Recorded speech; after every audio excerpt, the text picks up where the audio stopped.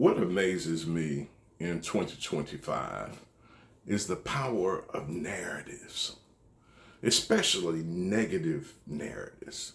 We got people that are so good at crafting, yes, a negative narrative that they'll have you blaming the sheep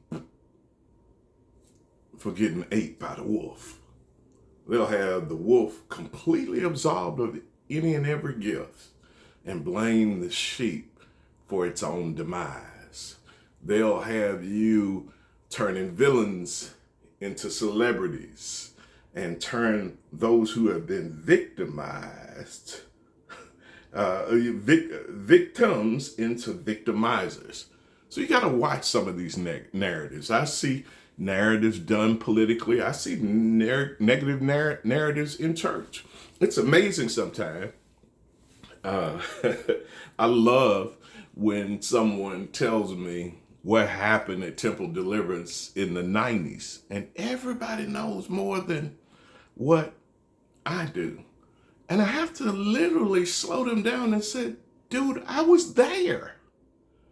I can tell you because late nights, there were only a few. I know all y'all were in the church and y'all stopped by and y'all waved.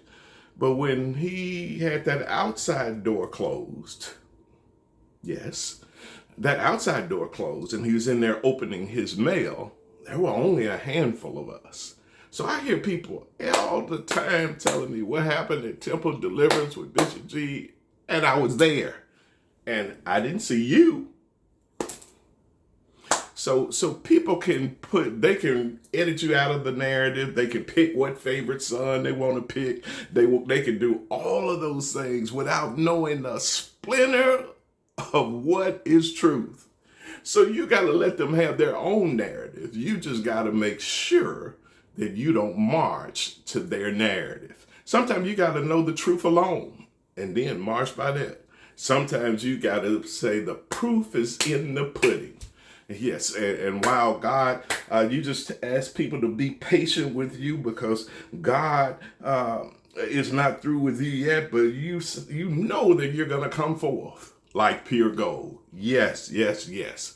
Some of these negative narratives, you got to just let them fly right over your head and fly around you and fly past you. Let them craft their own stories. I knew when my problems started at Temple Deliverance the first time back in the day when the office could be full of folks and Bishop Pastor said, Steve, close that door.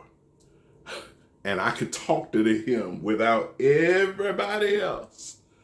I knew trouble was coming. So look, hey, you better craft your own narrative. Let them say what they say. You got to sometimes know the truth.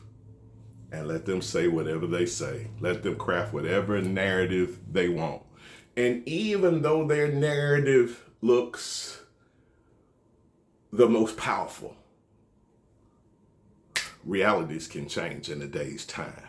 God can snatch that entire reality that's attached to that narrative and change things and bring you out in a grand fashion before everybody. He can prepare a table before you in the presence of all your enemies and those who keep crafting negative narratives. Look, you can't allow a negative narrative to win. It's your time. It's your season. Craft your own narrative. Believe in your own narrative and don't run with their narrative. If it's a negative narrative, don't run with it. God wants you to win. God only wants the best for you. God has great intentions to you. You don't have to play to their narrative. Be blessed.